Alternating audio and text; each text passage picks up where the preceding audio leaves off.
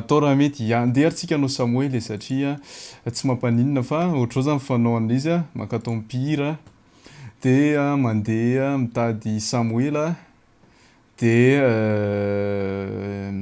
inona zao ty ndao edy any anao zahay iasikara gotoloka ty gotoloka ndao ary ohatrany somary monotone izy ty fa bon mino fa tsy maninona ty ary ny andramantsika Ie verimberina. tsy nasiana fampidirana zany teto fa tonga de lasa any anao zay Ie ka ny akôro mitovy any.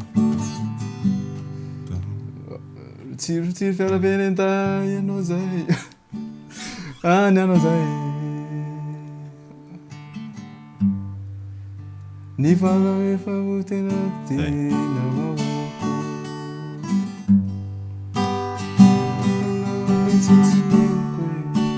mbola maka tonalité aloha fa tsy haiko lera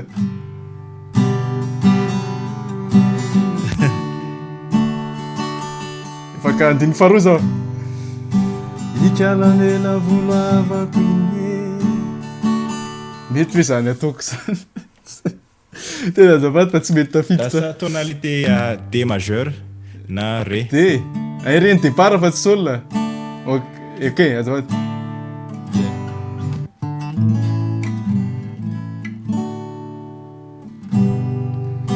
any anao zay zay ve Zay. rotsirotsy ny fiarambeny nday ianao zay tena anao atao tsy tafiditra koa yeah. Misy A majeur eo tena an'le GSD zay ohatran'ny passage zany. Heninao ve le gitara? Yeah.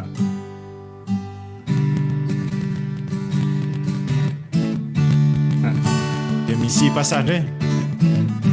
Ok. Any anao zay zay izy. Zay. Rotsirotsy ny fiarabeny nday ianao zay.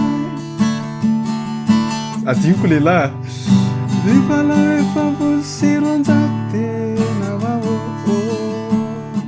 Raha mety a nafantarako anao le tsisy neniko e. De fena e. Any anao zay ikalamela volo avako iny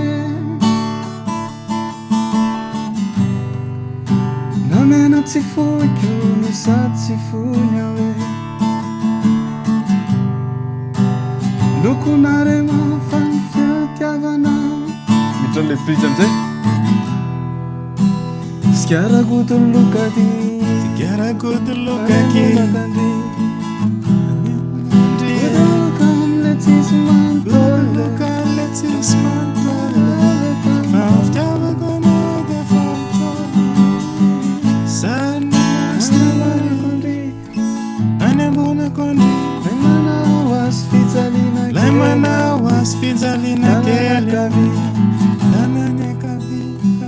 ohatrany adinonao leo ay dikoa masisitra mitsy rehefa manao an'izay dia misaotra besaka ho an'ireo mbola tsy malala dia afaka mitsidika ny pejy